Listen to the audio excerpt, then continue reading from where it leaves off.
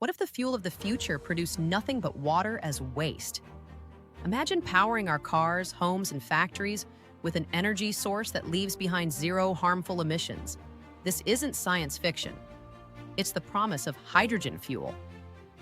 Over the next few minutes, let's explore what hydrogen is, how it's made, why scientists are so excited, the hurdles it faces, and whether it could truly become the backbone of tomorrow's clean energy system. Hydrogen is the lightest and most abundant element in the universe. But here on Earth, it rarely exists alone. Instead, it's bound up in compounds like water or natural gas. To unlock hydrogen's power, we need to separate it. Once isolated, hydrogen can be used in a fuel cell, where it mixes with oxygen from the air.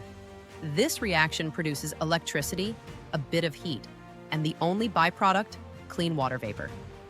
That's why hydrogen fuel cells are often compared to mini power plants that fit inside a car, a bus, or even a building. But here's a twist. Not all hydrogen is equally clean. Scientists classify hydrogen by colors. Gray hydrogen, the most common today, comes from natural gas and releases carbon dioxide. Blue hydrogen still comes from fossil fuels, but uses carbon capture technology to trap some emissions. Then there's green hydrogen, created by splitting water with renewable electricity from wind or solar. This version is almost completely carbon-free, and it's the one experts say could change the game. Some countries are even experimenting with pink hydrogen, made using nuclear power, and turquoise hydrogen, produced with methane pyrolysis. The rainbow of hydrogen shows just how many pathways there are. So why does hydrogen excite researchers? First, it's incredibly versatile. It can be stored for long periods, unlike solar or wind power, which depend on the weather.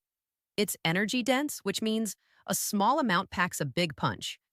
And it can power sectors that are very hard to decarbonize, like heavy trucks, ships, airplanes, and industries such as steel or cement. Imagine a future where airplanes fly on hydrogen fuel cells or steel factories run without coal. Hydrogen could help us cut emissions in areas where batteries alone can't do the job. Hydrogen is already moving out of the lab and into real life. In Japan, hydrogen buses carried visitors during the Tokyo Olympics. Germany has launched the world's first hydrogen-powered passenger train, offering a quieter, cleaner alternative to diesel. In the United States and South Korea, car makers like Toyota, Hyundai, and Honda are rolling out hydrogen fuel cell vehicles. Meanwhile, companies in Sweden and Australia are testing hydrogen-based steelmaking, showing how even heavy industries can go green. These are small steps today, but they hint at what a hydrogen-powered world might look like tomorrow. Of course, hydrogen isn't a silver bullet. Producing green hydrogen is still very expensive, often 3 to 5 times more than fossil fuels.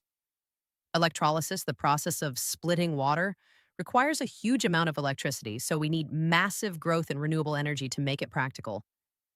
Storing and transporting hydrogen also isn't simple. It's the tiniest molecule in the universe, so it easily leaks through pipes and containers. To move it safely, it must be compressed to high pressure or cooled to extremely low temperatures, which adds cost. And because hydrogen is highly flammable, safety precautions are critical. These hurdles explain why hydrogen hasn't yet gone mainstream. Let's clear up a common myth. Some people think hydrogen cars will quickly replace electric cars. In reality, both technologies may play different roles. Battery-powered cars are already practical for daily driving, while hydrogen may be better for long-distance trucks, buses, or airplanes. Instead of being rivals, the two can complement each other, each solving different pieces of the clean energy puzzle. Despite the obstacles, investment in hydrogen is accelerating. The European Union is planning entire hydrogen valleys, regions where homes, industries, and transport all run on hydrogen. Countries like Japan, South Korea, and Australia are pouring billions into hydrogen infrastructure. By 2050, analysts predict hydrogen could supply up to a quarter of the world's energy. If costs fall and infrastructure grows, hydrogen could become a cornerstone of a sustainable global energy system. Hydrogen fuel is clean, powerful, and abundant, but it's also expensive and challenging to handle.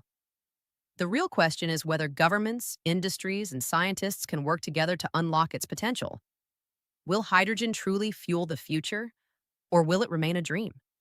The answer depends on the choices we make today. If you found this exploration useful, don't forget to like, share, and subscribe for more insights into the future of clean energy.